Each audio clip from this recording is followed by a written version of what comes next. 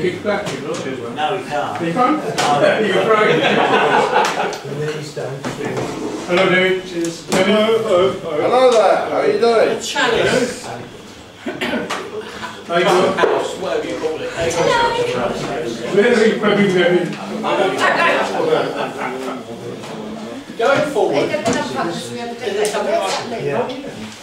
Oh yeah, it's up there. Okay, I asked them to show you. Saturday morning, yeah, it's weird. I can't do heavy lifting that one. Because obviously I'll have to get some out. Is there something you'll show you? You found something in the Yeah, well, there's a leak. Oh, really? It's damp. So he's treated it, painted it, but we need to get it checked. Do it decorated because of one guy down the road. Yeah, well, we, Yeah, they're awful. But I just want, yeah. I don't know, I'm there so. On the ground, I think I might get bumped. No, well, I'm in your right. No, it's okay, it's all right. Too old for that. Oh, right. Honestly, he's a couple. How come if you're cooking, you never get through? you never know. You don't get it quick, don't you? So, is it any time retire then? Or have you retired? Officially, yes. That's very long.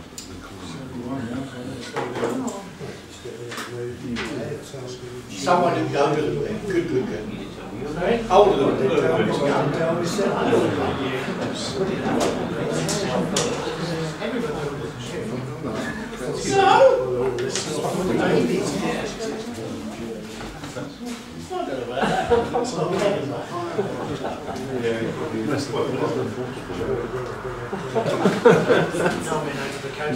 Not around here. The roads are foolish though.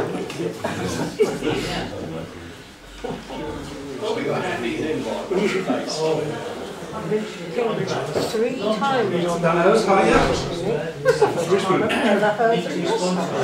I presume you listened to the radio tour because there was a guy talking. There was a guy from. He didn't say which restaurant he was from, but he writes on the column. He was. I heard him on the radio on the way home. Kitchen cabinet. I said he didn't. To be honest, I'm quite happy. Yeah, I don't know. I haven't heard anything more. Yes.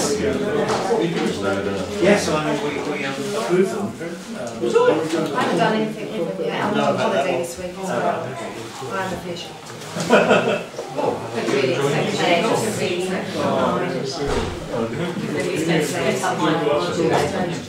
Yeah, she's saying. Oh, right.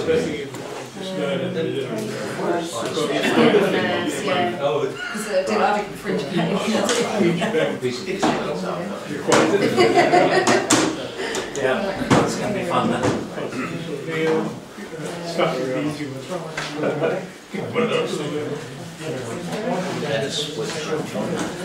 Yeah. So Raven Mooney. Raven Mooney.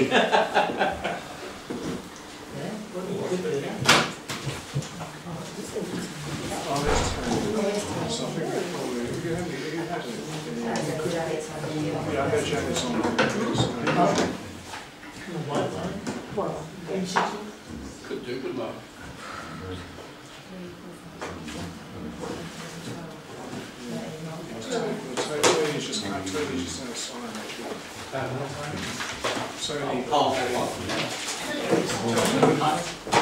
Hello, Tony. Right. Good evening, everybody, and welcome to our second full parish council meeting of the year. I have apologies for absence from Janet and Martin. Is there anyone else? No. No, okay. Right, so we'll move now to public participation time. Any members of the public wish to speak? Mr. Chairman, I'd like to speak about one particular item, which is a planning application.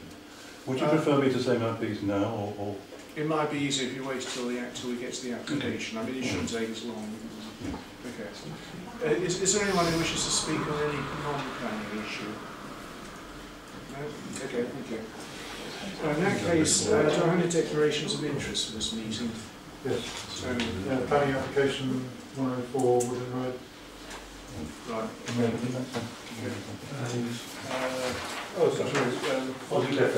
Okay, Brian. I'm adjacent to some of the planning applications, the Chalice Garden, Oh yes, yeah.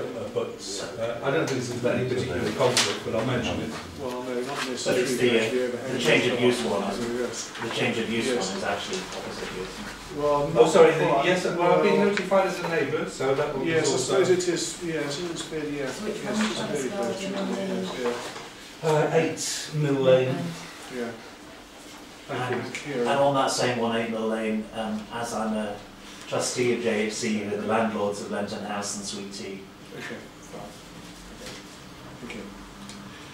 Right, so the next item in the minutes of the meeting of the 9th of January, which as usual I'll go through item by item. So starting on page 1, agenda item 171, 172, 173, 174, over the page, 175, 176, 177. Can I just, sorry, go back Yes, to of course, yes. 176? Yes. It's just in the third paragraph of 176, the first line. What? Well, When the committee was considering? Yeah. Yes. I think it would be better if it was put that Taglioggi stated that in his view this was a major noise planning thing, because I was expressing a view. So it was if we more like a insert, statement there. if we insert stated, so replace explained by stated, That in his view. and and insert in his view between that and this. Okay? Is everyone happy with that amendment? Okay, thank you. Right, 177, 178. No, it's just a typo there. The reserve in the title. Yes. Okay, noted. Over the page, thank you. 179,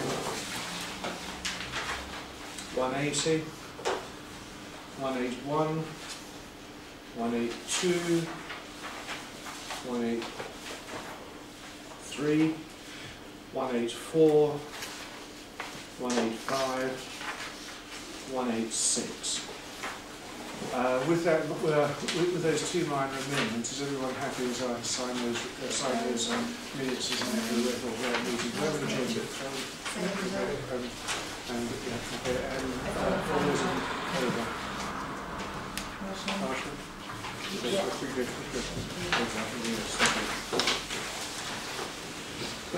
Right, so we return to the main agenda. We move on to planning applications. Oh, so, well, usually people raise those during the, are there any matters arising? Well, yeah. It's on the 186, something I said, yes. Right, okay. It's just where there's the vote 13 before we now. I expect there will be a public meeting about the A1370 before the end of January. Well, that's what I said at the meeting, so the minutes are correct. Unfortunately, I got it slightly wrong. It was a briefing for the 1307 local liaison before. Yes, it was, yes. Yeah. So I would say the minutes are correct, my mistakes. Okay. Sorry about that. Okay. So we could have got on the agenda to go through the minutes from the planning meeting. Because we normally start by going through all the minutes of the subcommittees, don't we? But that's not on the We agenda. do, yes, you're absolutely right. And so actually, if it's not on the agenda, we might do it. No, Well, in fact, we didn't have the planning minutes in the... yes, we do. Yes. But I think we've had a planning meeting, but we haven't had a recreation meeting. Yes, that is correct, Yeah. yes. So we didn't have any planning agenda at the last meeting, of course, because we don't have one in December. So I don't know where the confusion arose. But you're absolutely right, yes. Yeah. Parish Road. No. No. So I'll just go through to the next one. So can we move to the planning applications, please? I'm going to 192. So the first one is yes. Sorry. Mr. Chairman, what's the fine for leaving a mobile phone on? £10 to the chairman's council. To the charitable fund, yes. The chairman doesn't have a specific charity on this council, but it can go into the grants fund, yes, charitable grants fund. The councillor's actually handy. Okay. Anyway, actually, I'm thanks for reminding me. Okay. Right, so yes, planning application S/0240 /18/FL, which is the construction of a 2-storey front extension and a single rear storey extension at 104 Woodland Road. So this is the one on the That's in the middle. Yes, that's And if we look at the plan, there's an adjacent property. I think that already has a very a similar. Yeah. So let's see on here. I think your Google Earth might be before the other extension was done, actually. That you've had. Yes, there's actually the map. They're effectively matching. It does, yes, yeah. With what the neighbours have 2 done. stories at the front and 1 story at the back, not the other way Well, around. it's a sort of gable extension at the front they're doing. They're sort of extending the. I mean, it's not a huge extension. They're just putting a gable with extending the bedroom over. And as I said, it almost mirrors the, as Brian was saying, it almost mirrors the similar extensions both front and rear. It's a flat roof porch at the moment. Yeah. So they're bringing it out frontwards yes. and sidewards, and then going up a story as well. Yeah. Yes. Or proposing to. Yes, yeah. And at the back as well, as you said. Is there no plan which shows the front? That's what I was There is one on the yes, there is one. Let me just. That's as is, isn't it? The one you showed me. Actually, those two are the only ones I've got, and that's what we're missing. Well, there should be a proposed. That's the yes, if you scroll There should be an elevation as well as a plan. there is an elevation on there, I'm sure. So Well, that's page 1 of 1, so it's not on there. well, that one, if you scroll it, is it? Oh, sorry. Yes. Scroll. Actually, see the whole thing. You. Yes, that's right. Yes, Yes, there we are, full screen. yes. Thank you. I thought I'd seen them as well. Yeah. So we've got a sort of lean-to type thing, very posh at the back. I propose we support it. And I'm happy to second that. Is there any further discussion? In that case, all those in favour of the proposal which is for support, please indicate now. 1, 2, 3, 4, 5, 6, 7, 8, 9. Those abstaining? Against. Those against?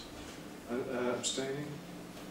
And 2 no votes. Sorry. Declared interest. Declared interest, yes. Yeah. Okay. Thank you. Right, this is the ones I suspect people might want to, members of the public might want to speak to, which is, no, not this one, probably, yeah, sorry.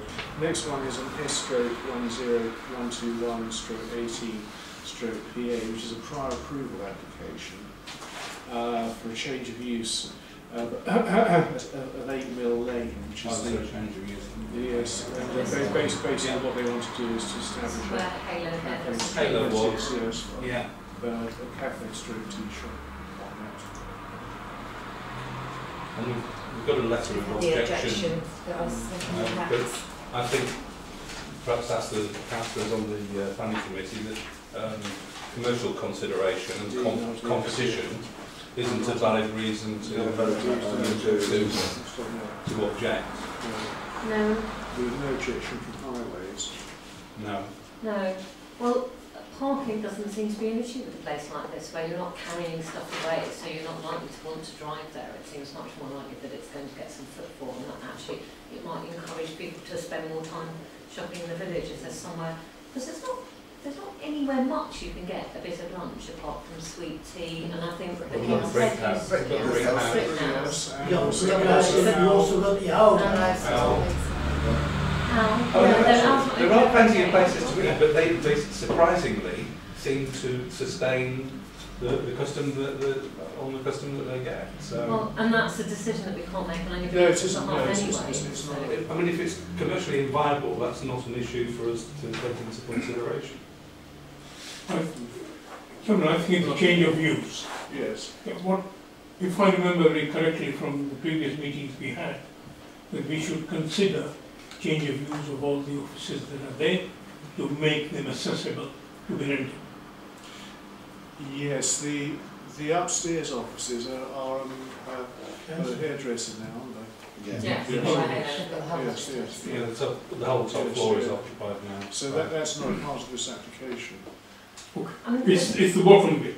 Yes, yes, yes. What is that's the what bottom? we I just- see no objection. It's the last shop unit round. If you go round the corner into Mill Lane, it's the last shop unit in Mill Do we Lane. think it's going to involve any extra noise or extractor fans that will bother anybody, or is there actually anybody who's obviously in the back of Well, the... in his planning statement, he does say there's a because basically he's only serving tea and cakes there. There wouldn't be any cooking on the premises, and there wouldn't be any need for an extraction fan. Yeah, right. That is in the planning statement. Mm-hmm. So there's, I mean, if it's proposed to be an extractor fan, that's actually part of the application, it isn't. So, do I have a proposal? I propose. To accept. To accept. To accept. To accept. Do I have a second for that? There. Yeah. So all those in favour of that proposal, just for acceptance, I please. remember it One, was two, three, three, four, four, sorry, five, six, seven, huge one in eight. Amberley's place. Oh, Should sorry. we do that again? I can't. Yeah, Sorry, sorry. yes. Yeah, 1, 2, Ray? 3, 4, 5, 6, 7, 8. Those against, 1, 2 against. Those abstaining, 1 abstention and 2 no votes. Right, so the next one is the potentially controversial one, which relates to the pizza place at 56 High Street. And I think some members of the public wish to speak on that. Dr. Walker. Yeah. Do you need to allow me to do it? Yes, yes, I suppose. Not formally. Yes, I'm just inviting you to do so. Well, this arose when Sawston Pizza put up a very large new sign in December. You probably know about this already. We were concerned about this, so we wrote to South Cambs asking if this new sign actually needed planning permission or not, because plainly they hadn't had it. We also drew attention in the same letter to several breaches of the conditions in their original planning consent of 2012. They hadn't put in a ventilation system. The only form of ventilation at that point was that they opened a window, letting the fumes out in our direction. They have now installed a deep fat fryer, which they were expressly forbidden to do. And they have frequently been open on Sundays, again contrary to what the planning commission said. After we'd sent that letter, South Cambs wrote to Sawston Pizza, pointing out these various breaches and threatening them with enforcement action unless they did something about it. Well, what they actually did about it was, first of all, they put up a new ventilation duct, and then they put in this application that you now have for a variation of the conditions. What they didn't say, of course, was that all that they were asking for was retrospective approval, not prior approval. There have been 2 formal objections to the scheme. One was from us, of course, and the other was from Martin Stead, who lives in Orchard Road, I believe. Yes, I see it. And pointed out that there was already problems with people parking there, sometimes both sides of the road, and causing obstruction. I'd like also just to say the planning application includes a petition that Sawston Pizza got up, asking them to open on Sundays, and it was signed by 24 people, of those 24 people, 12 live in Sawston, but nowhere near the high street. Well, I used to live in actually, yes. Was it? Well, Oh, okay. and the other 12 they don't even live in Sawston at all. No, I know, yes. So we are definitely against, we personally are definitely against the scheme. Do I have any other public speakers on this item?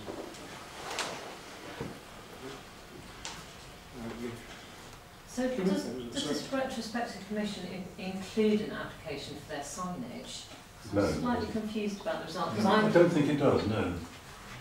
Because I'd asked Joe to raise this with South Cambs as well, because I got a parcel note putting up it up and thought, you know, that is A, absolutely horrible, and B, not possibly be legal, because you're not allowed to put up in-laws, things like that, without planning permission.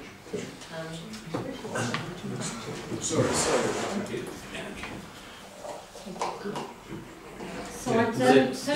what was the reaction to South Cambs, Joe? Because you said the enforcement the letter in response to the complaint is on screen now. But it doesn't mention the sign. It simply says that it was the complaint about the sign that made them go and look and dig out the other thing. So, I mean, either the planning people, the enforcement people have decided that it doesn't need advertising planning consent, or they just failed to. I would like to make a huge fuss if anyone says it doesn't, because A, it's really unsightly. It's in a stretch of the high street where there's nothing like that, and it's in the conservation area. I feel slightly sympathetic because I think Domino's Pizza, when they moved in, destroyed the entire frontage of that existing restaurant, and I don't remember that being part of their planning application at all, and it seems very... It was actually, yeah. I think I must have been away that time then, because... No, but it was specifically there as a lit sign and so I remember seeing that. So the... but I think, you know, they'll have to find means to complete. I raised it with you, David, this night after, or should we say the day after late night shopping, because I had so many people coming up complaining about that sign. Well, yes, I mean, yes. I mean, I think I'd actually already reported to the enforcement officer certainly he was aware of the sign. The enforcement team came out, they saw the sign. I think they got away with it, but they said it had to be secured. There's a bit of concern about the safety of the sign. Well, so is it something to you, so they're going to approve it? Basically speaking, yeah. Well, the sign, yes. The sign, yes, yeah. I think there's as you have said, there are multiple aspects to this.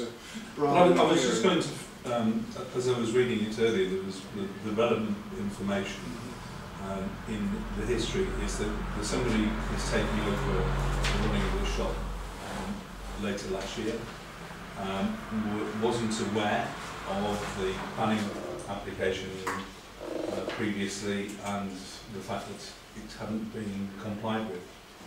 So that's why they're now in danger of enforcement, and now that the council has found out that they don't have permission for the ducting system that would be installed and so on, they're looking to get retrospective approval. If you were taking over a business and wanted to make changes to it, wouldn't you check the planning commission? Well, it's part of I would assume that it's part of the due diligence, yes.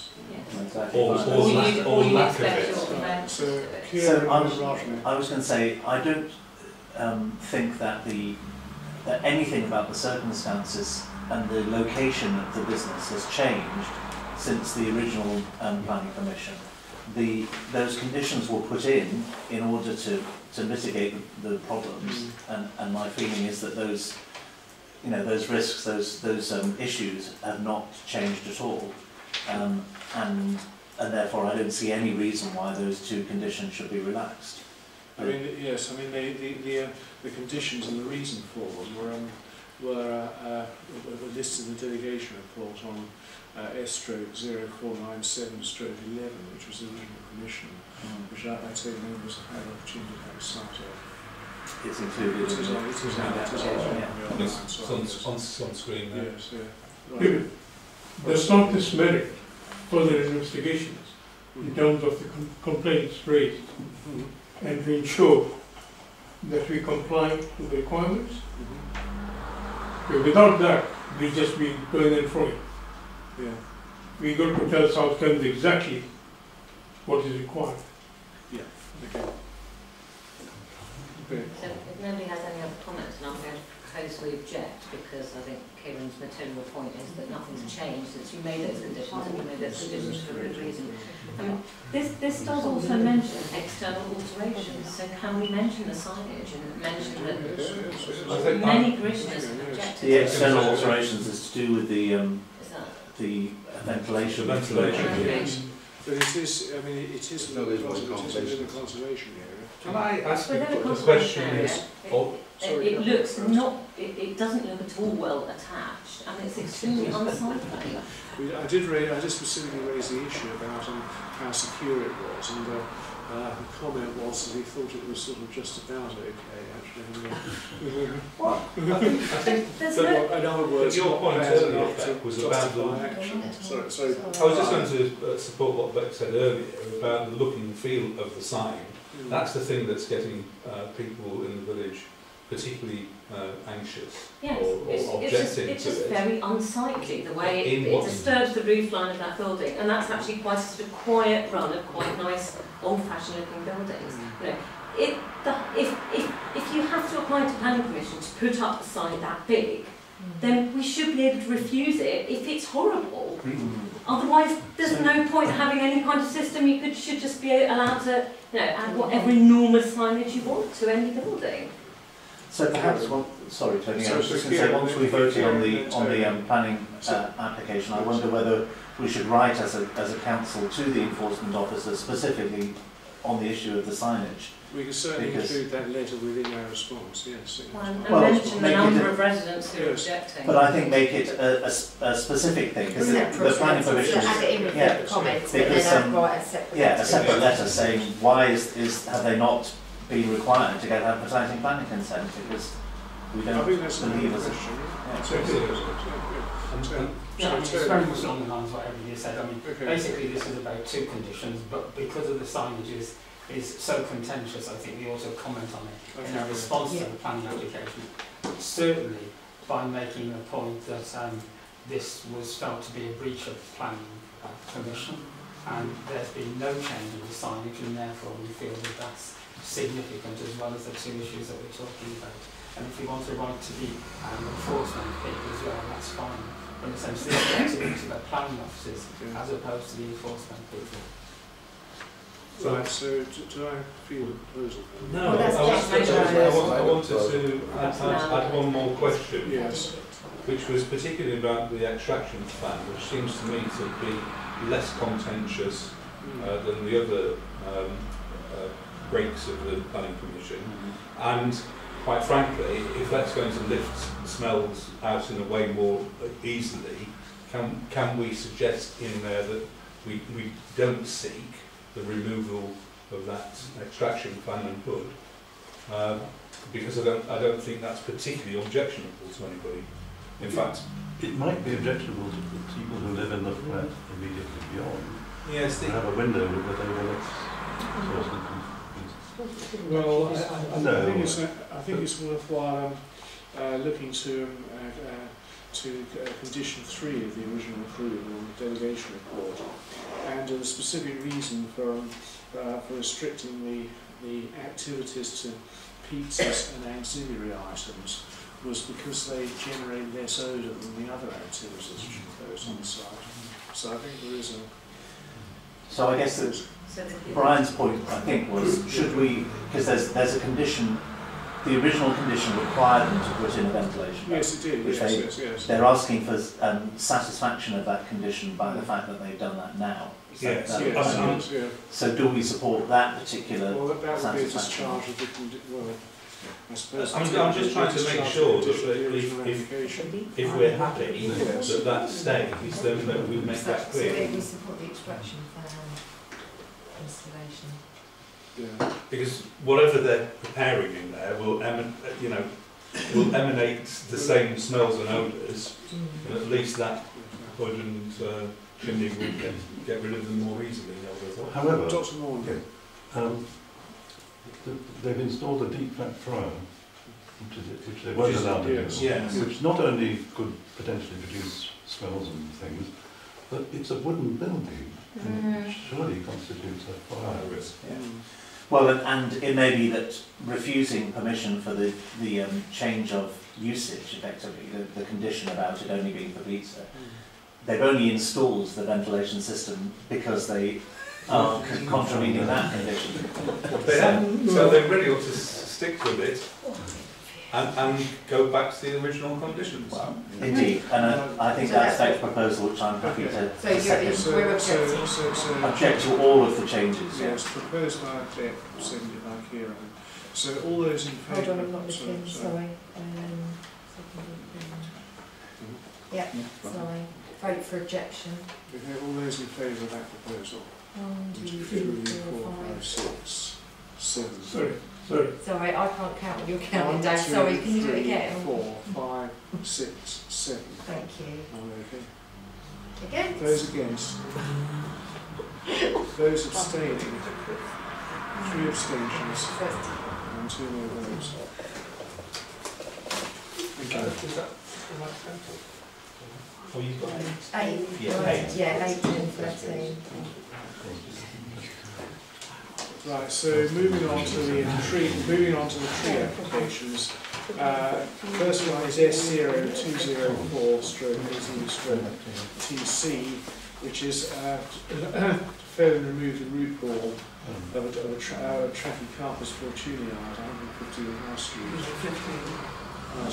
So, with this particular one, the sketch plan showed us the location of the street, but not of the tree. Is that an house? Which tree it is? And there is no... No, they've just copied the land registry plan without putting a dot on it. That's the style of tree. Which would really reinforce their suggestion that it wasn't in keeping with the rest of the Really? So, with I think I would propose support this, but noting that the sketch plan doesn't actually show where the location is. Exactly. Yes. and is it possible to ask them to put that into the application before it goes to the tree Well, officer? yeah, I think the tree officer would ask for it. We're absolutely certain that they've got the name of the tree right, and that's really what it is. Can you show us the Google map? Yeah, so that's from the front. And if we... Don't do that. It's out of date. This is a problem. They're 10 or 12 years out of date, so in terms of tree growth, they're not actually terribly helpful. They're not. But it's not at the front, is it? No. So it must be in the back garden. Towards the rear. Second up? Yes. Before you go to that, Yes. what could the main reason be of removing the streets?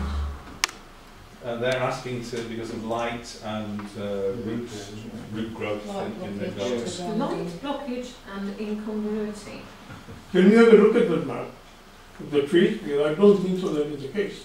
Well, there isn't the actual location of the tree is That's what not we've been shown. saying. It's just It's basically just copy the land registry. Do you map want of me it. to All get it a is- location of the tree and I'll put it on planning? So put planning in. We can do that if people prefer to. Yeah, you have I think it would be helpful because it is. And it's not a good precedent. There are two things we've got to bear in mind. How large is the acreage of that area of the house? Whether those trees will make the difference to remove it or not. Yeah. Cutting down trees, they've got to be a solid reason, not just the root aspects. Yeah. Okay. If members are happy, then we'll defer that to planning and ask for more accurate indication of tree location. I did try to find it on the TPO map because there was a tree mark, but it appeared to be growing in the next door premises. Well, it was a circle, and most of it was over the... Yeah, we'll defer to planning. Right, so we're going to move over, turn over the page to S/0264/18TP, which is the reduction of a yew tree basically to clear it and Twining seated at 138 High Street. Seems to be stuck on the High Street. We do, yes, yeah. And the map is the tree towards the rear. Yes. And I was talking about reducing it rather than taking it out of it. That's right, yes. So can I propose that we support that? It's proposed by Brian, seconded by Kieran. All those in favour of that proposal? I think that's unanimous. So if we move on to S/2 0263/18TP, which is the suspiciously similar. It is, which again is next door. Which is, yes, it's right. Yes. And that's basically just basically raising the crown and moving to low lateral branches. I suppose we support that. Do I have a seconder? Seconded by Kieran. Proposed by Brian, seconded by Kieran. All those in favour, please indicate. Marshall? Okay. Yeah, thank you. So that's unanimous. Chalice Trust Land S/0351/18TP, and that's to fill a number of sycamores and to again to trim back others. I think it was a maple in there as well, wasn't it? There was a chestnut, yeah. Some sycamores. It was mostly sycamores, wasn't it? I think they're all self-seeding. Yes, that's what I assumed. It was there. Yes, yeah.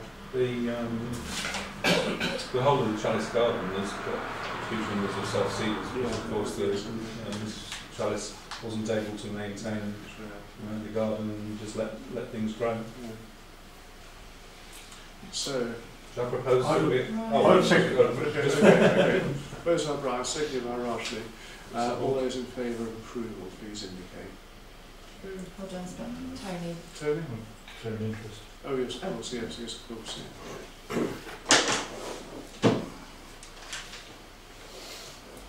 And finally, Fine Cottage at 2 Hammond's Road. Yes. They did, I noticed that, yes. And the tree he's talking about is actually just outside the conservation area, which runs along the actual real wall of his house. The old part of his house. Yes, it's tucked in the back, isn't it? Yes. I mean, it was quite difficult to find, and there it was, 15% reduction. Yeah. So, and I propose that we support it again. Yeah. Shall I second that? Seconded by Tony. All those in favour, please indicate. Abstain because he's afraid.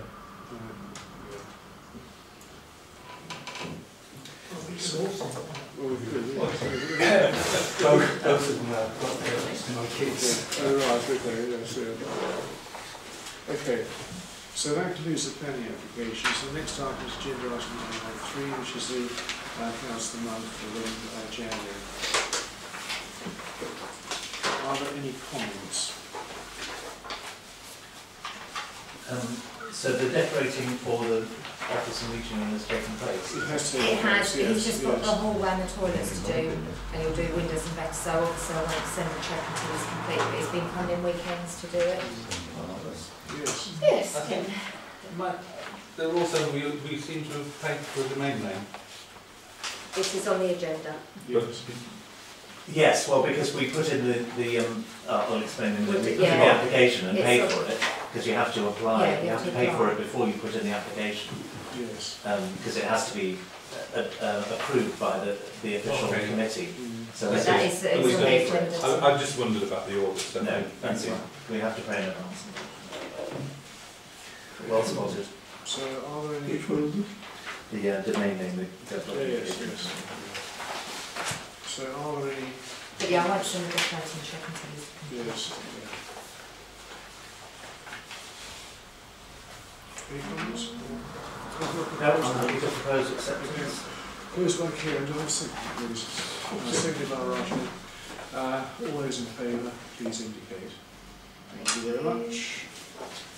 And 194, which I think is a response to a query originally raised by Beck, updating the community hub. We've now had a response from the Edinburgh County Council, a response letter circulated in the papers.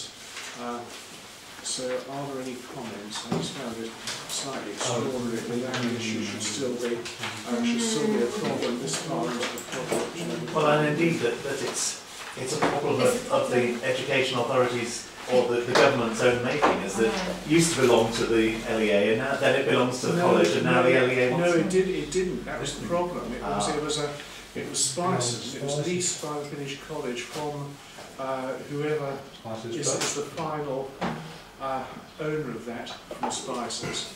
And it was held, well, the last thing I heard was it was held on a 99-year lease, which started about 3 or 4 years ago. I see. So is this the one that's held by some far away? I think yes, so, yes. Yes. So that's why they're not bothering to make any progress on the case anyway.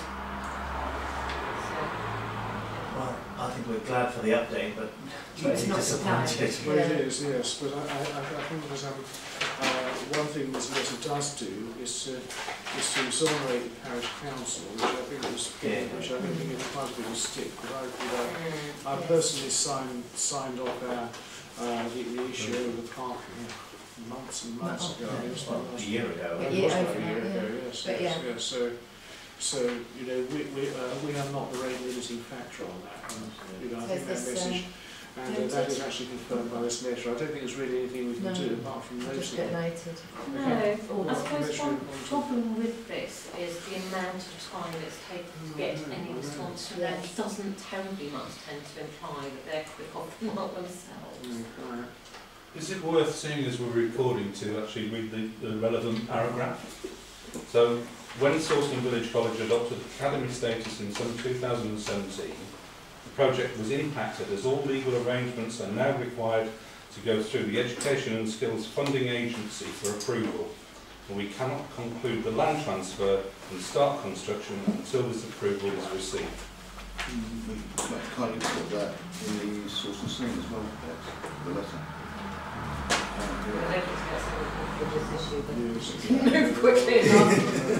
Yeah, I mean, because that's another way of getting out of and I think, yes, I think Councillor Copley is putting quite a lot of time on this and trying to find out who's responsible. There's been a lot of internal issues with it as well, which unfortunately was the way it was. But the main, I mean, not being funny, the paragraph that Mine's just read out is the crux of it.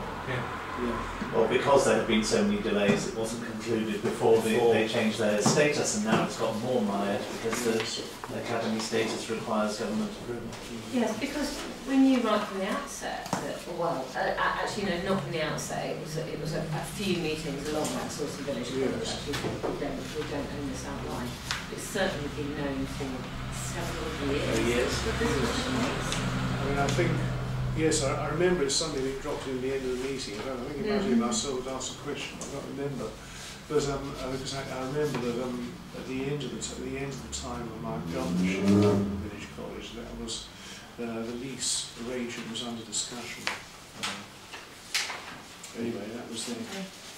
But they are getting into this vicious circle where the more time they take, the more difficult it becomes. And well, the latest update, they're moving rapidly. They've got a date that they've set.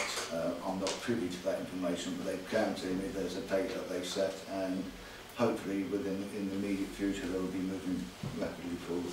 And well, when that date is set, it would might help if that could be communicated to the parish council. We can't because of the at the moment we can't because it's off the. I think there's 3 legal teams that are involved in it. I think I'd be more reassured if that information was in their letter to us rather than just something that somebody's muttered. It's the other issue, Kevin. Sorry, I think there's some other reassurances needed, and that is the funding is available, and I'm sure Kevin can confirm that. Yeah, the funding. Remains in the county.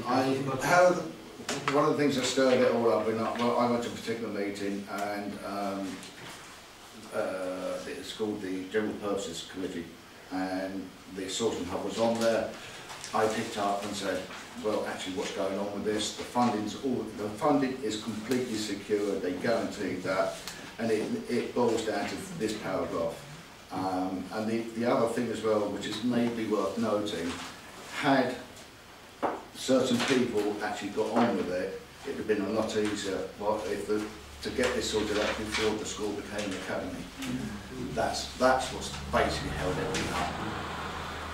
And that's what David said, in the Yes. sense that the parish council signed the relevant documentation well before that happened. The question I had was, obviously the tender the tender price for building it will be well out of date now. Is there contingency should the construction price be significantly different?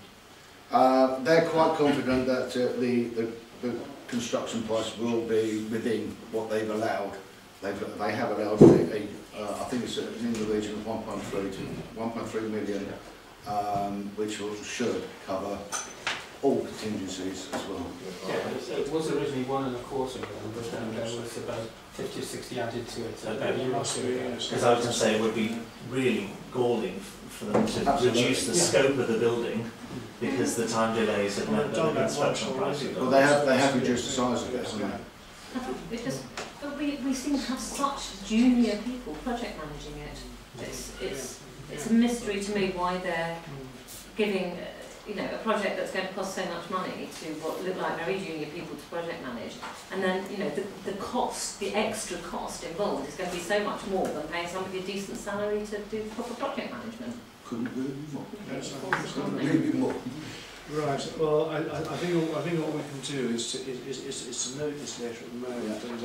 And I'm just like I am actually on it and I'm pushing hard with it, and so is Joe. Joe's been very active with this as well. And also, requests that we're updated regularly rather than as a routine rather than us having to push them. Yeah. I've actually requested that we have regular updates and they will be passed on to the parish. Yeah. Okay. Right. So we move on to agenda item 195, which is the Green Internal Auditor for 2017-2018 for the next 3 years. Well, I've tried 3 local auditors, I've only got a cost from one, the others are too busy already. But I did check, and the internal auditor's fee should be fixed anyway, so they should all be charged the same. So the company that we've used previously charged them £35 an hour and estimate for us up to 10 hours to do the internal audit. I second it. Okay. Is there any further discussion? It's the same company as we've used previously. It is, yeah. So we can't But I have tried other companies, but a lot of them, they always do the same, they seem to do the same parish councils, so you can't, because they're individual it feels people. as though it would be good practice to use something different occasionally, but I have tried. Well, I feel it's a very, very good, fair price for £65. But they should all be the same, but You need to record in them. Just for I've internal got audit. evidence as Yes, well, yeah, very good for point. the auditor. Yeah. Okay, just to Right, vote yes to go with so I have a that. proposal and a seconder. Could you please indicate now if you support that proposal? That is unanimous, thank you. So agenda item 196, which discuss .gov.uk domain name for Sawston Parish Council. And I think there were several possible. Yeah, so you'll remember that we the possibility of parish councils getting a .gov.uk domain name became available, and we effectively decided it would be a good thing to do. We put in the application for Sawston.gov.uk, but I haven't read the regulations properly, and you can only have that if you're a second tier council. So we have 2 options, and I wanted to bring them to the council to decide. So the kind of officially accepted, you can either use the full name, so Sawston Parish Council.co.uk, or you can abbreviate the parish council bit to PC, but it's Sawston-pc.gov.uk. So the first one looks easier, but on the other hand, it's a lot harder to kind of tell people. So that's why I thought I would bring it here, because I don't really have a recommendation. I sent it to Brian to show them, because it's useful to be able to look at it too. I would propose Sawston Parish Council.gov.uk to be our domain name. The full version. It's much more appropriate. Okay. It's a bit more to type, but big. Yes. That's what I recommend as a usability person. it's less important for it to take longer to type than for it to be completely intuitive. That's what I, yeah. Hyphens are a pain and abbreviations are a When pain. people ask, it's a lot easier to say. Most people will never type it more than once because your browser will remember it. So The thing that always concerns me about hyphens is that it's not always clear when people handwrite out addresses whether it's a hyphen or an underline. So there was that confusion, there's that ambiguity, potential ambiguity as well. Great. So hi. Seconder? So Rush is proposed. So have a second? Yes. Yes. Neil. Do we feel that that's a definite improvement over sawston.org.uk though? Well, it's I think it's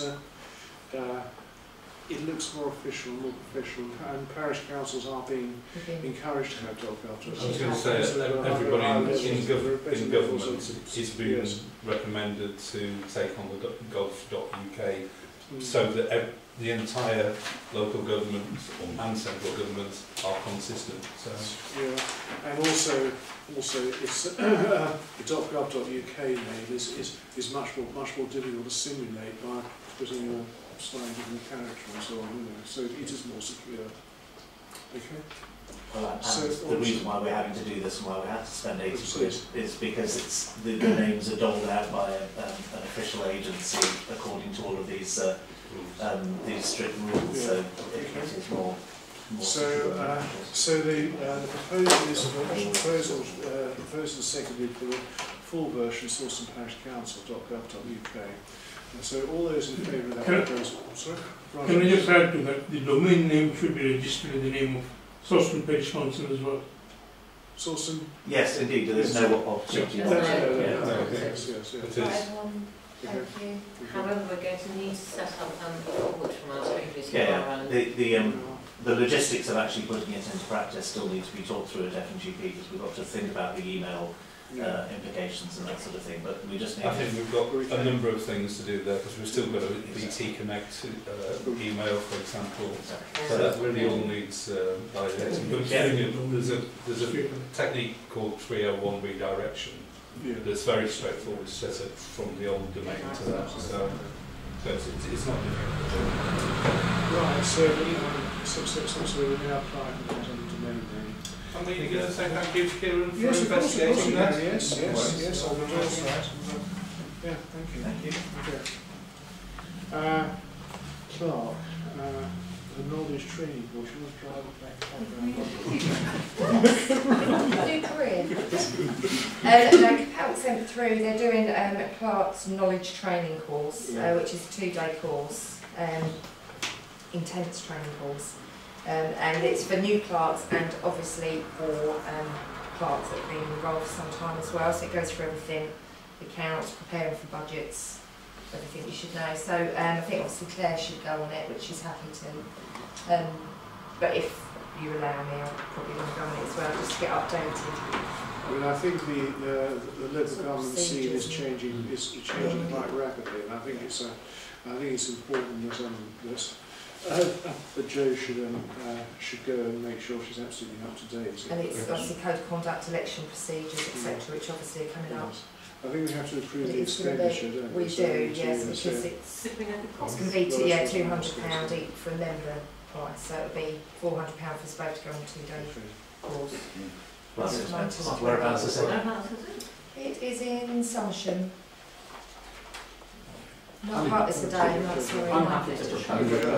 So that's just I'm going to second. So it's one day, not two? No, it's a 2-day course, so it's next Tuesday and Tuesday after a day. They're separate days, so it's not an overnight stay. Oh no. Oh no, sorry, I didn't mean it's a 2. No, sorry, yeah.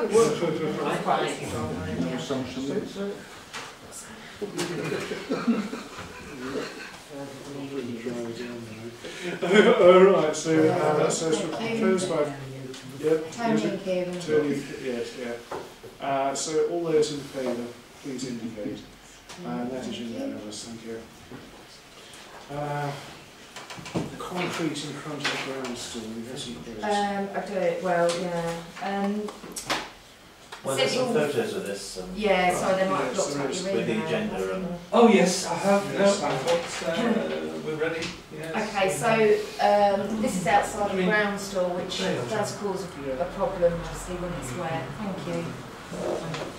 So, Alan had asked if we could obviously get concrete outside, so I told him to get quotes so that we could obviously discuss it. I think we might need to discuss it a little bit more. I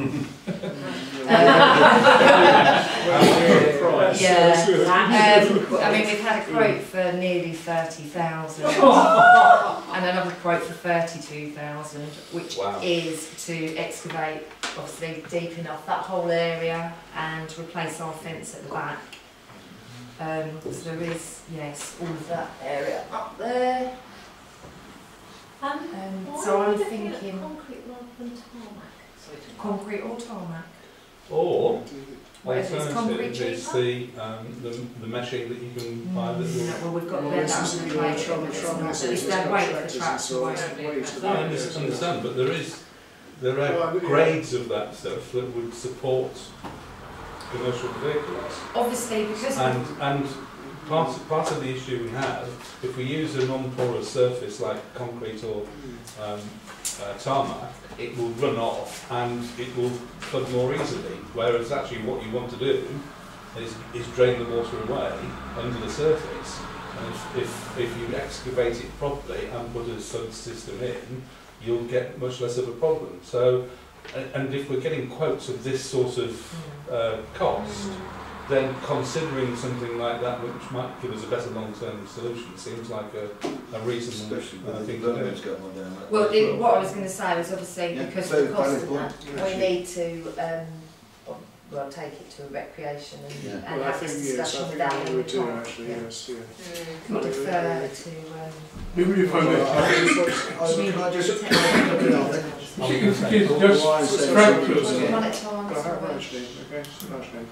it's just tractors using that place. Tractors will never get stuck. Well, we've got the works van, the van as well, it's up in there in the train. That's fine. Well, our attention was particularly attracted to it, the nice braking. It was actually tipping down with rain. I defer to recreation. Yes. Okay. So I'll take an action to get Joe some details of that. Yes, I can consider that as an alternative at least. So, repairs to the cricket roller, 199.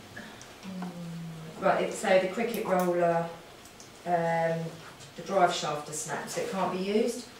And obviously cricket want to get it up and running as soon as possible, because they'll start using it in March time, I think, March, April. We've had an approximate cost of obviously repairing it, because again, it's until they start repairing it, a bit like service, whatever they find. So the estimate we've got for the repairs and for the labour is £483 plus VAT. Now I do know that with this, because it is a cricket roller and they're the only ones that use it, they are willing to pay half. So it could cost us £240. How old is the cricket roller? Old? And how much do we know how gosh. much new one will be? Is it about tens of thousands. Oh, right. It's not that old. Not that old. Is it not? No, it's not that old. It's old. Probably older than you. Roger and Michael. Yeah. Perspective on age. It's on the 50 years, it's not old. I was the same, isn't it? I said five. Mine feel like you're older than you, moving. younger than me. Yeah. More than 8 to 10 years old. Okay, Oh, so, it's older. It's been here since I've been here. So proposed, use Mr. Chairman. proposal for this. Thank you. Proposed by Tony, seconded by other Tony. All To get the repairs and to get the repairs get done and half to from cricket. Yeah. So are we all? I think that's Yes, that. everyone. Did they actually Neil? offer with that? That's asking them. Well, because they want it repaired. Because Still they nice. want to use Well, it. Yeah, no, I was Minute our thanks. Minute, yeah. For it, because it's... Agenda item 200, which is the cost of printing and distribution and chairman's report and the neighbourhood plan leaflet. Again, you have quotations for that. Well, I've only got a couple. There's Claire still looking into it, so it's just a timing thing. Well, it's probably won't keep till March, will it? So No. we need a decision now. No. I mean, So, we can do it well- as a maximum Yeah. expenditure if you want. Do we know what it cost us last time? Yeah, so the chairman's report cost us £250 to print and £162 to deliver it. But that's because it was delivered with the Sawston Fund Run, so it was done at the same time. But we obviously want to send the chairman's report and the neighbourhood plan leaflet together. Yes, yeah. So if you double the printing, we're still waiting for quotes to come through for that, so we're still putting it together. So I guess if you said 500 for printing, I don't know if it's going to... It's 4 A4 pages, single colour. Right, pardon? It's 4 A4 pages, single colour. It's a piece of A4, isn't it? No, it's only an A4 sheet, double-sided A4. I think it's full colour, isn't it? The single colour. It's a sort of purpley colour. But then delivery, the prices have not gone up that much since last year. Paper's gone up a bit, but it would be very similar to last year. And then obviously leaflet delivery, we paid £162 because it was delivered with the leaflet for Sawston Fund Run. So if we're doing 2. Well, also if you're delivering 2 leaflets, that will cost more because they charge for the weight. Yes. So I don't know if what would you suggest as a... I'm thinking for the printing, you're probably maybe looking at £500 for the chairman's report and the neighbourhood plan leaflet. Yes, and then the printing. So I guess if we said up to 800, would cover it, wouldn't it? Have we voted on the neighbourhood plan leaflet? No. We're putting one together. Well, we've seen a mock-up of just because I think the Village Magazine has asked several times whether they could print some information about the neighbourhood plan, and that's never been forthcoming. That, of course, would be free of charge and go to a substantial proportion of the village. I think it does need to go to there's no reason why you can't use both. It does need to go to every house. I mean, we can wait for that's fine, but no, that's fine then, but they might not go out together because I need to get the chairman's report together, printed and delivered, obviously, by the middle of April, because we need it there to people to have it for our annual meeting. Well, it is ages, but not one year. What you're saying is about maximum price of 800? Well, it's up to you what you want to do then. That's what you're saying, 500 for well, that's what I'm saying, but now if you don't want the neighbourhood plan leaflet to go out... I'm just suggesting that we ought to vote on it. Well, it's a significant separate expenditure and it hasn't been properly proposed. I mean, are we happy to delegate that to the next neighbourhood plan meeting? Well, we can put it, I can try, we're hoping to cobble it together. If you put it together, would it be cheaper in the long run? That's the other aspect. But isn't it, the printing won't be any cheaper. No, it's just delivery. But surely it's something... Let me put it on planning, because like I say, we're putting it together, I mean, it's just going to have a basic... We're trying to draw people in, so it's going to be a leaflet about what a neighbourhood plan is, what's happened so far, and trying to get people in to obviously get involved with it. And the only way we felt at the last neighbourhood plan meeting we can do that is by leaflet dropping every single household, because you're just not catching everyone. We're going to do all the businesses, you know, it's to do the businesses and that as well. I think the thing is it needs to be approved, so the content needs to be approved, so... Has the neighbourhood plan group got any finances, any grants to help with their work? Not yet, no, that's the thing, it's just trying to get it off the ground. My concern is that I think some of us have been saying quite a lot that what the neighbourhood plan group needs to do is to think about community engagement.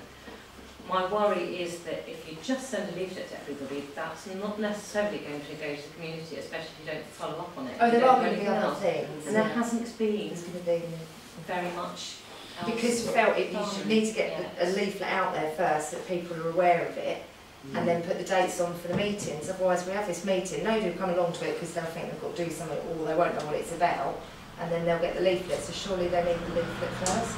An optimistic view of what a leaflet through your door can achieve. If you think what you do with leaflets that come through your door. Could I suggest that we separate these two things, as you were saying? Yes. And vote now for the Because it sounds like you can't deliver the two things at the same time very easily anyway. So let's vote on the chairman's report. We have to. Yeah, because that's Because I mean, that is up against the deadline. And then bring the other to planning and then move it forward. Okay. I would suggest that if the print cost was 250 last year, you won't need more than 300 this year. but delivery is print and delivery. Yeah. So should we set to 500 for print and delivery? Okay. So, Sorry, any so other was something I proposed Kieran, thank the you. chair's report, seconded by Roger. So if Vote there's on any that. further discussion, we all indicate. Okay. Thank So you. that is proposed 500, up to £500. Yeah. And then the Neighbourhood Plan leaflet,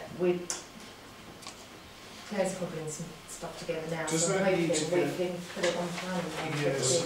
We need budget approval from planning, because we can't do it We from do. the committee. No, we can't. I mean, So- we won't be able to. You won't be able to get a budget approval until in some months' time. Two weeks time.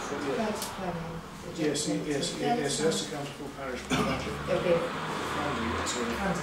So the question is whether you.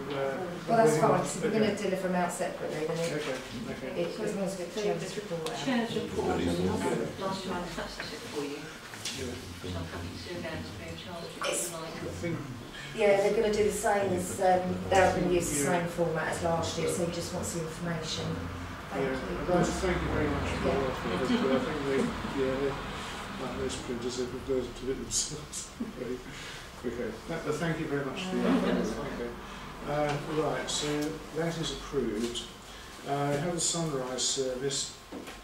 Reverend Bruce Waldron would like to hire the Spicer's Pavilion Sunday the 1st of April, the sunrise service. I think Just it's really about at 6 a.m. Yeah. If Alan has no objection, then I'm happy Yeah. to I thought propose. they usually just use the field. But they do, but he likes to have a filling just in case, toilet or it Toilet. needs Yes. backup. Okay, so Second. this is an annual event, so we've done this so many times before. Neil. So do I have so proposed by Kieran, seconded by Neil. All those in favour, please indicate. And that's unanimous. Okay. Request by Cambridge Fire and Rescue to put up banners in the village. How Sounds many? retrospective. Where, yeah, Yes. exactly. Specific area, because I said that they can't without asking, is obviously on the area by the traffic lights. Campaign's due to crossroads, yeah. Campaign's due to end 31st March. If we allow them to put it up, they'd have to take it off, and they say they take it down straight away. They are doing a recruitment drawing, and we have allowed them before. At least the last. So this is definitely on our Yes. Yes. So proposed. Thank you. Seconded? Seconded by Rochley. All those in favour? Yes. So you've only managed one location, not another one? No, well, no, because they keep sticking signs on the Barclays Barclays. Yeah, well, we have no authority, so. Don't do that. Yeah, there was one, a big one on there. There was, The yes, other, with that, I did have an email from Icknield School today asking if they could put a banner up as well, but obviously that's not on the agenda. Where? It's the same place. Oh, right. What's- When? So it's whether weeks, next week, well, week after next, no, yeah, next week, for as long as possible, but I said there would be a time limit, if they could. They want to advertise the Ofsted results, but they're waiting for them to be published, so they can put them out next foot, and the banner will be 8 foot by 2 foot. Well, could I suggest, given that we've now given approval to Yeah. the fire service to the 31st of March, we put the Icknield one on for the March agenda, and then we can give them permission from the 1st of April until some time after that. Yeah, I was slightly, I mean, fates and so on, you know, I don't have too much of a problem with, but if it's just advertising school, I'm a bit concerned that, you know, we have 2 primary schools in this village, and, you know, if you give us one, you have to give us the other. Well, the other one does put stuff up that they don't Yes, yeah. Well, if we discuss it in March, that Yeah. makes sense. Yeah, okay. So that is approved. Neighbourhood Plan update. I'm afraid Janet is on holiday, to give her apologies. So I don't think there's really anything to discuss there. Next meeting is on 28th. 28th, yes, that's yes, yeah. So just an agenda item for next month's management. Yes, yeah, it's a standing item on the agenda, actually. Yes. Okay, so John, yeah, as always, just a quick update about what JHC has been up to. I'll include the full notes with the minutes as usual. Overall, we've seen a big increase in the number of clients we're seeing, and in 2017 we saw a 45% increase in the demand for food bags, mostly due to delays in benefit payments. On the good side, Culham House, our old offices at the end of Tannery Road, were handed over at the beginning of the week from the developers, and our new residents will move in on Monday. So we've got 2 flats, divided that into 2 flats, and you saw that our planning application for Mill Lane has gone in. Hopefully we'll have a decision at the beginning of March. We'll then go to tender, and we should be getting on with that as soon as we can. Those are the only key things to note, I think, but as always, any questions, do please pass them to me, and I'll include these full notes with the minutes. Okay. Thank you very much. Any questions? That's always good to have a report. Yes, okay. Okay, so I think to advise your effects. Oh, yes, sorry, I'd forgotten about this. Yes, we're getting quite a volume of emails now, and some of them are specific to parish councils, but some of them are not. And the ones I particularly noticed are basically press releases from Cambridge County Council, which is sort of like this thing of theirs advertising their new dragon lorry thing that's going to be really cool for road repairs. I think that that kind of thing isn't appropriate to forward to all parish councillors, and that if parish councillors want that kind of marketing PR material, for want of a better word, we can probably subscribe at the county council site. So I wanted to suggest that we've only sent emails via Joe that are actually specifically relevant to parish council business. I think my response to that particular example was I was actually quite interested in that closed lorry, because it's done such a poor job of doing the road repairs up towards McDonald's roundabout. I didn't realise why or the background to any of that, and actually that's explained it, because they've got a new system that they don't know how to use properly, and they've done an absolutely pants job of repairing the road with it. That's fine. Well, so you could sign up individually to get that kind of email. What I'm objecting to, and it's partly on data protection grounds, is just getting every bit of stuff that they want to send Joe forwarded to me, because I don't want to see all that stuff. Data protection grounds. Hmm? What's the data protection grounds? Well, one of the principles of data protection is that I don't get sent any emails that I haven't specifically said that I want to be sent. So I would feel, in letting Joe have my personal email address as a parish councillor, I've consented to be sent emails that are specifically about parish council business. So I'm not going to object to being sent, agendas and minutes and relevant updates that are specific to parish councillors. But these press release things are available to any member of the public who wants to see them. Yes, but the nature of the problem in what you're suggesting is that then it is down to Jo to make a decision over the emails that she's getting in. And when this email deluge that she gets comes in, I mean, the reasonable response, I think, is for her to forward anything that's not obviously spam to everybody on the parish council, and for us to there is a lot more I can send you, to be fair. So you're already editing? Sorry, yes, Tony. Is it something that the parish council is responsible for, or is it something that parish residents are interested in. I think parish residents are actually interested in Well, I think and if there's some action that's being proposed, they ought to know about it. And it would be unfortunate if parish council residents actually accessed the website and told us things that we ought to have known about in the first place. Yes. So I think the examples are horrible, actually, to back the case. But by what process of dissemination are members of the parish finding out about this stuff from parish councillors? Because I'm not passing on these emails to parish councillors. I don't suppose anybody else is, because legally you couldn't.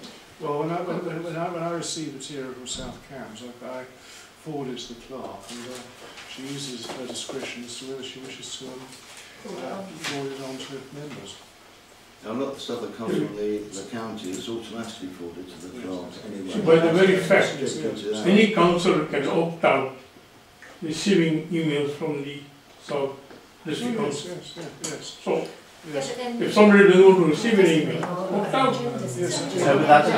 But they cannot filter out people whom to send or not to send. No. It's up to us to tell that we want to opt out. But I think this is, actually, if I may, that this is not the issue, because it's the issues that are, the emails that are being forwarded to us from the parish council. Yes. If it were, what Beck's suggesting is that we should individually sign up to receive emails from South Cambs or the county, and then we can opt out individually. At the moment, they're being blankets sent to us as parish councillors. We don't have the ability to. I think the problem is that some of the ones which come out, for example, like invitations to the parish planning forum, for example, are specifically sent out to parish councils. They wouldn't be available on a public subscription because they are for parish councils. And I do, the emails will say please forward on to your parish council. Yes. So. I think it's a fine line. It hasn't been crossed that much because recently there seems to be a lot. So I wonder if it is, I think it probably is just that distinction between the stuff that any member of the public could sign up for if they wanted to. And, you know, obviously anything that's just meant for distribution to parish councils, that's absolutely fine. But I think it's just the press releasey stuff that was just crossing a bit. And I just get sent stuff and it's addressed to the parish council. You are the parish council, which is why I forward it on. I think he's asking quite a lot of Joe to filter through and decide what's relevant and what Well, isn't. but you're saying you're doing that. Because there is stuff that comes through that I know, obviously, I don't think you need to necessarily, yeah. Well, but then this stuff, I'm not going to be able to sit through county stuff and think, oh, do I want that developed? Because like Brian said, he's quite interested in that stuff. Well, no, and you know, yes, what I don't want you to miss out on something. Yeah, and what I don't think I can ask you to do is, you know, oh, send that stuff to Brian, but don't send that stuff to me, because you can't be doing multiple filtering. But that's why I'm suggesting that the solution is for stuff that's publicly available, is for Brian to sign up for it and everybody else who wants to see that stuff. Well, but then I've got to go and work out how to sign up to Cambridgeshire County Council Highways Department. It should be at the foot of their email. But as I say, some of that material is only distributed to parish councils. And I mean, when I receive stuff from South Cambs, I mean, that obviously exercise discretion as well pass on to Joe, for example. I don't think you'll want to be commenting on the invitation to a fire prevention and rolling conference in Berlin, for example. One I seem to be admitting, I have no idea why, but I do. But anyway. One thing to chip into this discussion is that what we're going to talk about at F&GP and have talked about on and off in the past is the idea of having separate email accounts for the councillors that would be accounts on the Sawston domain.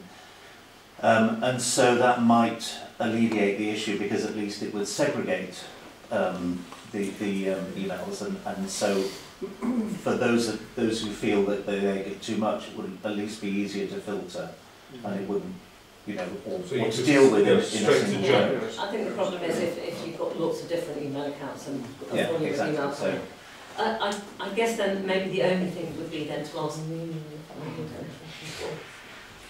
Well, if it seems to be that really vital stuff to be flagged, but. If it seems to be that more people are saying that actually they prefer to have more information rather than less, and to take the decision themselves about what's relevant and not, then maybe segregating it into separate email accounts would be a way of mitigating that for people who aren't in that boat. Yeah, if we're doing that, maybe we can labelling it or tagging it or flagging it in some way. Okay. Right, can we move on then, please? Correspondence. No, Sorry, council report. Yes, sorry. Do you want to do it, or do you want? No, please carry on. Right, on the county calendar, a couple of things. One is we've had the meeting, the budget meeting, and it was voted through that we're going to have the precept for the council tax will be set at 2.99%, and the precept for the adults adult social care will be at 2%. This will help to address the £3 to £5 million shortfall that we've had. So it was a big debate. There was a lot of to and fro, but we managed to get there in the end with this agreement. The other thing regarding the county is my role as the community champion for safety. And that includes a campaign regarding the White Ribbon campaign, which is the White Ribbon and domestic abuse. Which the White Ribbon is to bring in the attention to men about stopping violence against women and getting men to be more amenable to it. And the other one is domestic abuse, is where it's quite obvious, the domestic abuse, but it's all forms of domestic abuse. A lot of people are saying, well, you're not talking about men, but it is all forms of domestic abuse. And what we're looking at is for me to become the ambassador for the county to promote this and take this forward. And the other major thing is the libraries is going out this way, and they basically said that they're doing everything they can to secure all our libraries and keep our libraries going. They may change a little bit in what they do and the services they offer, but they are going to be keeping them. That's really it. The other bit I'll mention in the council's issues. The only other thing, I don't know if, do you want to talk about the Greater Cambridge Partnership as you're leading on it? Yeah, I can do this on this committee. Yeah. Because I couldn't see anywhere on the... Yeah, District Council. and the other one, which is quite appropriate, is the LHI's been sat. They sat down and done the panel for the LHI's. Was the last week, was it? Yeah, Monday, Yeah. Wednesday last week. Noted that we didn't put one in, but from what I can gather, there have been some favourable responses to other villages in the area. So I don't know. That's the information that's been fed back to me. That's really the county report. Okay, any questions? I'm telling us everything. I'm telling us everything. Well, you see, you missed some of the information, don't you? You mentioned the rise in precepts, Yeah. but you haven't mentioned what that rise in the precept is going towards. The rise in precept is going towards what we call basically a sufficient funding set aside. So what we're doing is the precept's going to be there, because one of the biggest problems we have is demand-led services. So adult social care, children, it's ever increasing, and it's a major strain on the county finances. So to give you some idea, the county has a huge budget, of which about 83% of that goes towards adult social care and children's services. That's why we have to struggle with the frontline services, i.e. the highways, the lighting and other issues on glass verges. So this will help to address those scenarios as well. But what we're going to do is it's basically go into a form of reserve, so we've got a backup for if there is anything that comes out of the blue that really wasn't predicted.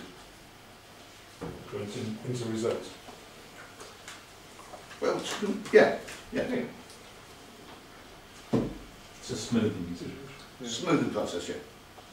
Okay, are there any further questions or comments? So for someone on the Greater Cambridge Partnership? Yes, of course, yes. Right, a consultation started on Friday the 9th of February that runs until Tuesday the 3rd of April, 7 weeks altogether, and this is about consultation on what was called the 1307 Three Campuses to Cambridge study. The name's been changed to the Cambridge South East Corridor Study, Cambridge South East Transport Study, to imply a slightly wider remit rather than a narrow focus on the 1307. Over 20,000 leaflets are going to be distributed to a wide range of properties, including the whole of Sawston, and they should be coming around in the next few days. There are a number of public exhibitions to be held, one of which will be in Sawston, and it's all set out in the leaflet.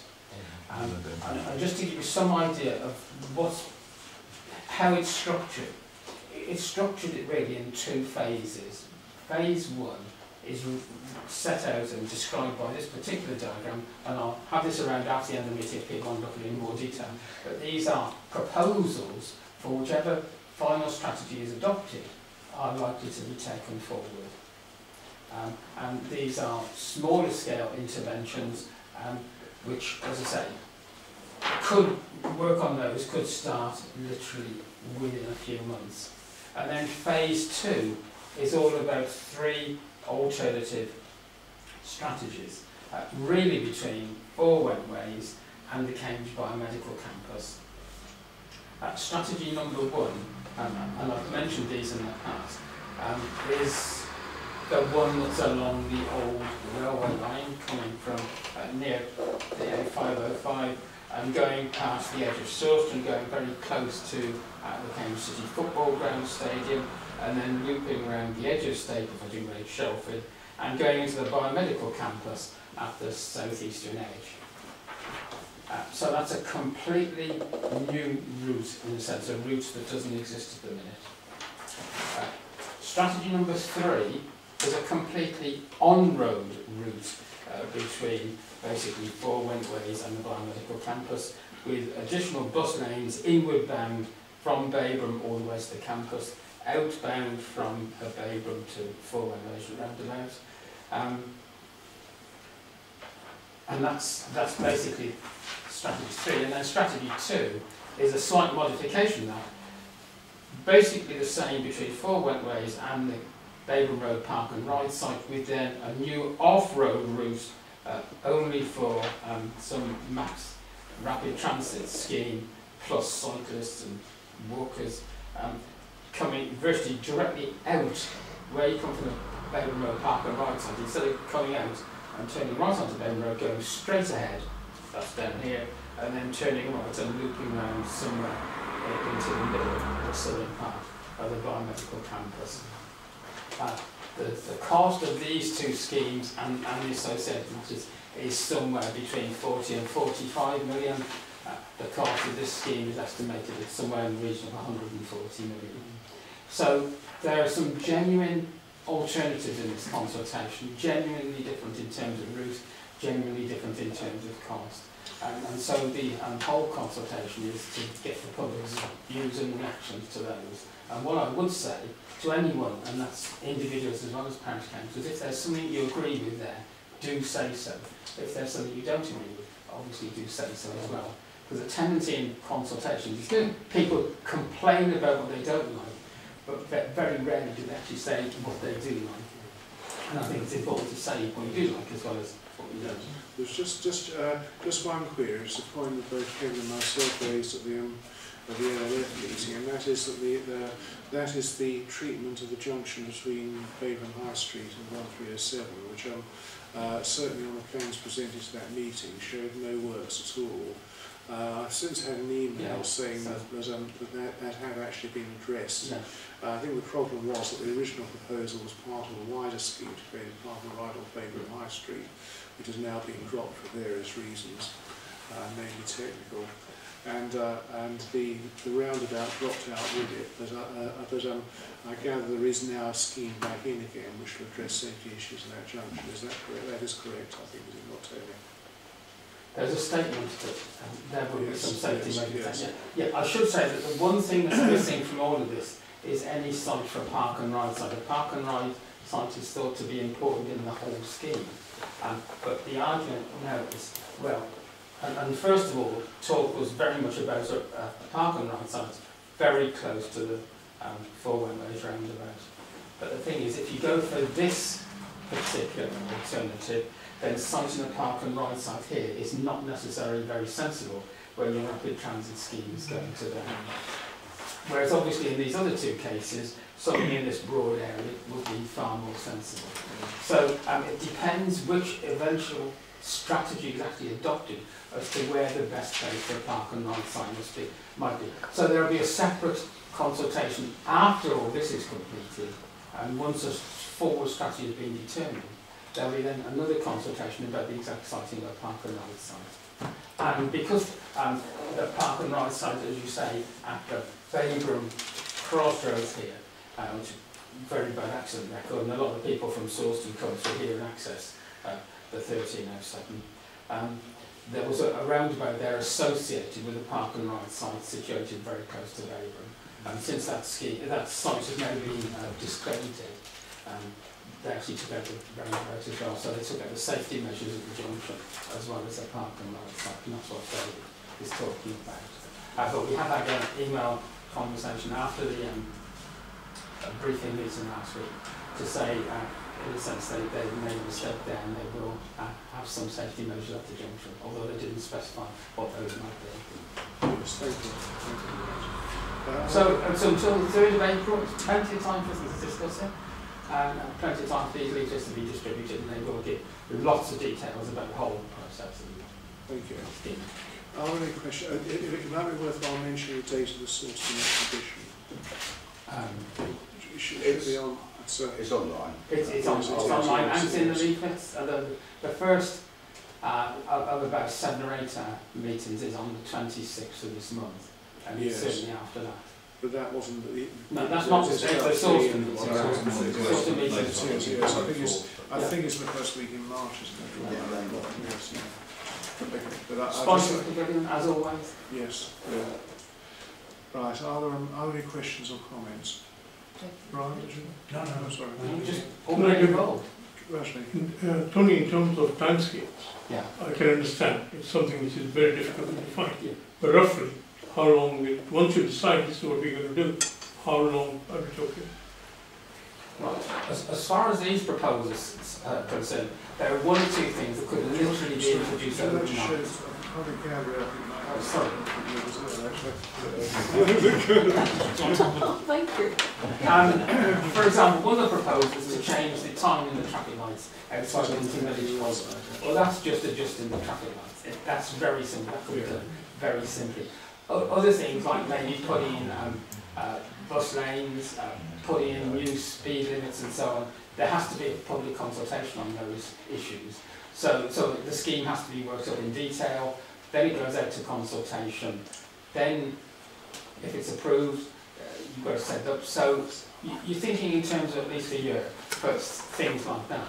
But in terms of these more major schemes, I mean, these are likely to include some sort of land purchase, for example. If the highways want to widen, put in another bus lane, for example, down the side of 1307, go on a completely new route.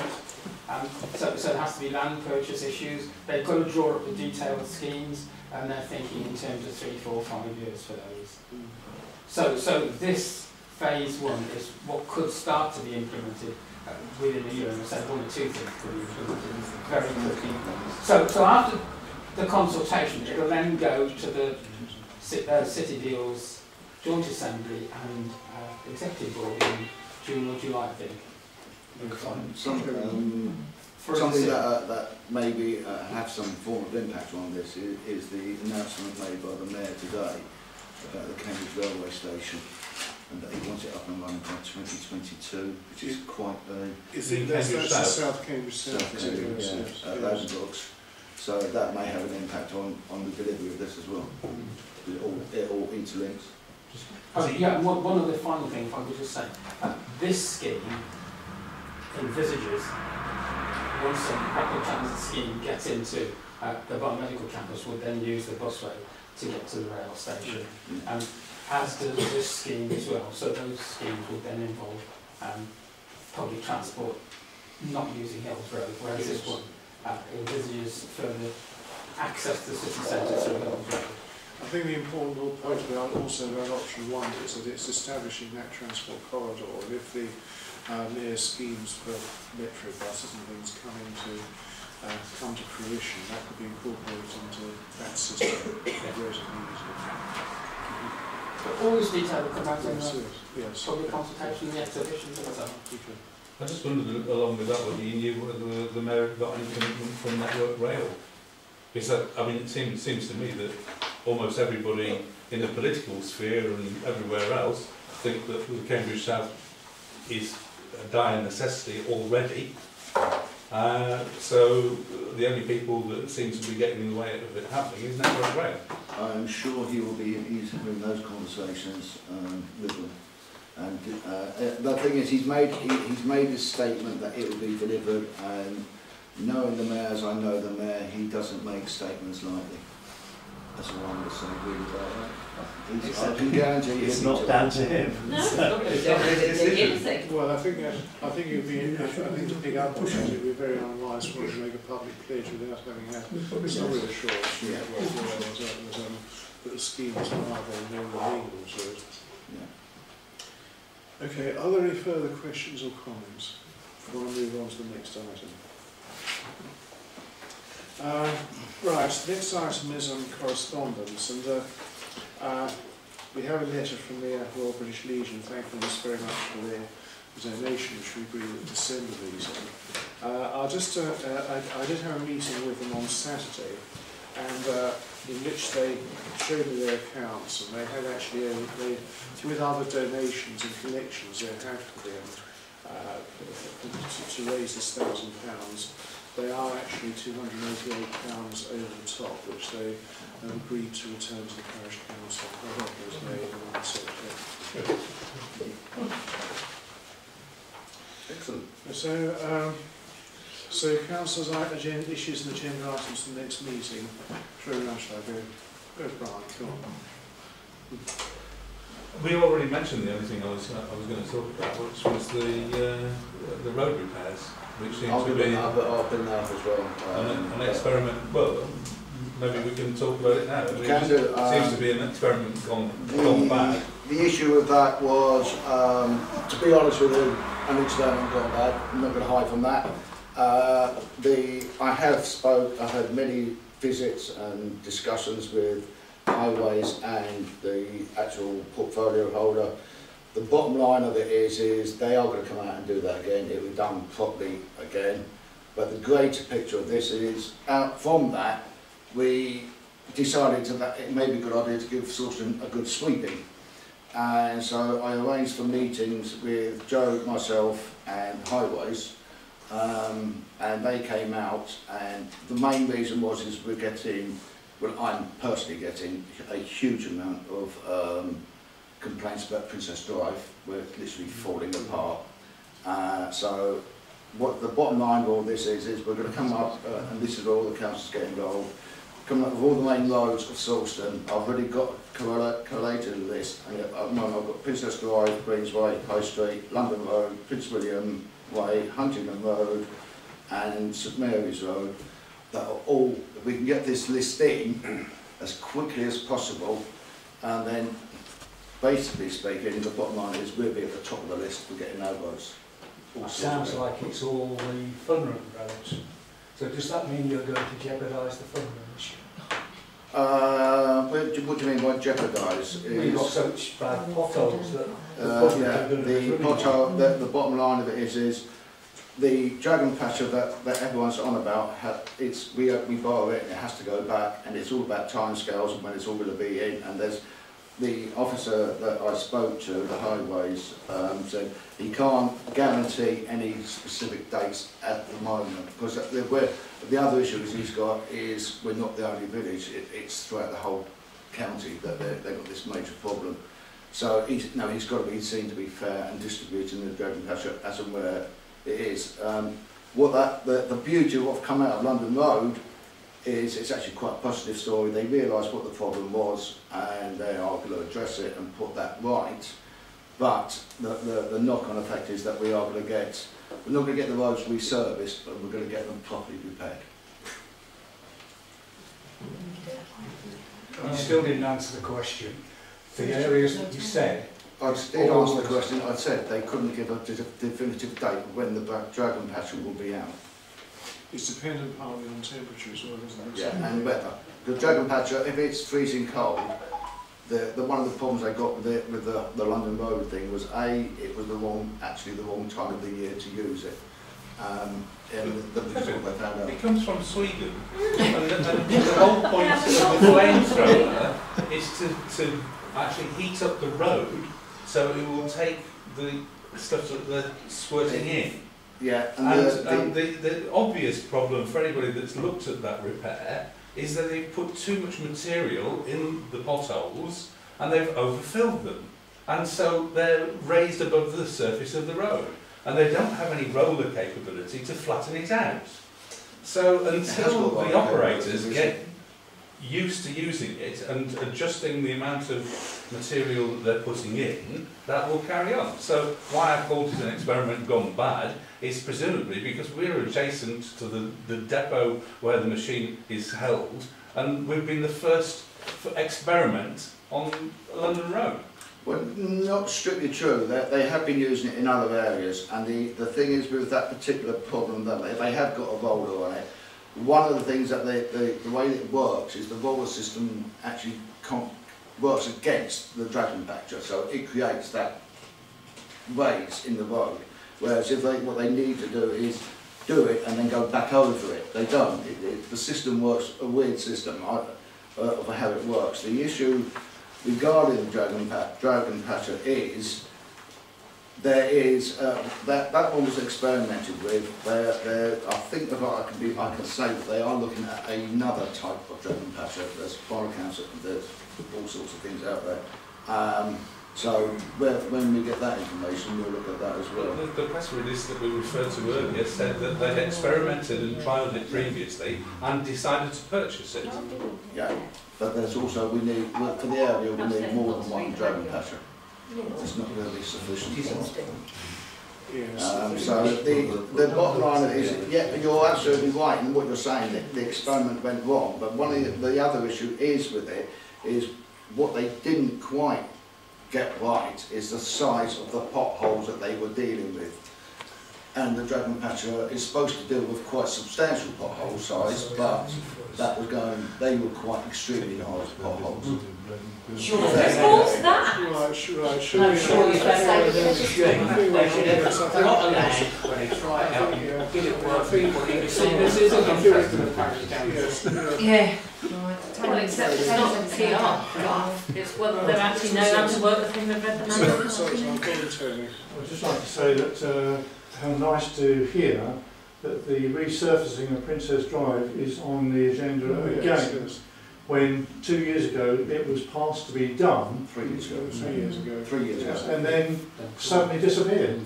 Well, and hasn't been touched since. Similarly, the low numbers of Woodland Road as well, which is also a very bad area as well.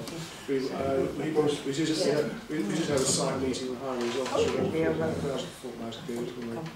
We look forward to seeing what happens this year.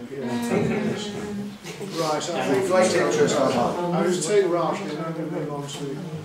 Kevin, what surprises us, pothole is not a new phenomenon.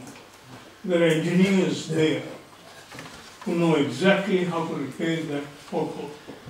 There is no need to experiment. Right, there's a bigger problem that's going on, and that is the bottom line of the reason why we're inundated with potholes is the surface underneath the tarmac is knackered. And basically the only way of putting it right is to literally relay the roads again. That's what I'm exactly saying. The engineers know exactly what they need to do. The funding's not there to do that. So what they've got to do is they're coming up with ideas, what hopefully will be cost-efficient ideas of dealing with that. But if you look at, it was pointed out to me by the highways. If you walk along the road, you'll see what they call hairline cracks, and that's where everything underneath has moved. And that's where the water gets in and pushes the tarmac out. So the bottom line of this, and this is coming from highways, is the roads need completely renewing. and that's millions and millions of pounds. So but they've got to come up with a system that will deal with that problem, and that's where they are at the moment. Thank you for saying it. Go to Teresa, have a word with Teresa, I'm sure she'll help you out. No, you have a word with her. You were a direct Right. ear to her. I'm now going to move on. Right. Roger. Yeah, there's one thing, people at Mill Lane, they're not very happy when certain councillors propose that they go ahead with a building behind the fire station. They think the parish council has let them down. They wanted support and the parish council didn't give them support, which I agree with them. The parish council didn't support them one little bit, they said they wouldn't have to go ahead. Did you actually read the minutes, or were you at the meeting? You were. That planning meeting, The bottom line, we understand their concerns, but the issue, and I think on that particular meeting, I think Brian actually summed it up extremely well when he turned around and said, no, but he made it clear that we didn't like it, we're not happy with it, but we can't stop it. Yeah, but if you could still turn around and say, we disagree. But what grounds? We have to have grounds. All they're all about is all the amount of houses you're going to put on that. That's not a material plan. It's not us that are putting the houses on. That was agreed at the outline commission. So yeah, but I would say they still think they've been let down by the parish council. Well, I think that's material reasons, Roger. They're not supporting them one little bit. It's not a case of support. And for the people that will go into those houses when they're built, and the flats that we desperately need, those people are going to be very happy that we're going ahead with that. Yeah, and all the other people what live on Mill Lane are going to be stuck in traffic when there's about 150 cars. If they be all day long in and out of there, there's going to be roughly about 150 cars down a single track coming out of that estate onto Mill Lane, onto a narrow road. They're not very happy with it. And if you remember, the parish council didn't support the outline planning permission. Yeah. No, but they still weren't happy. She just said no, we just. Well, I think yes. I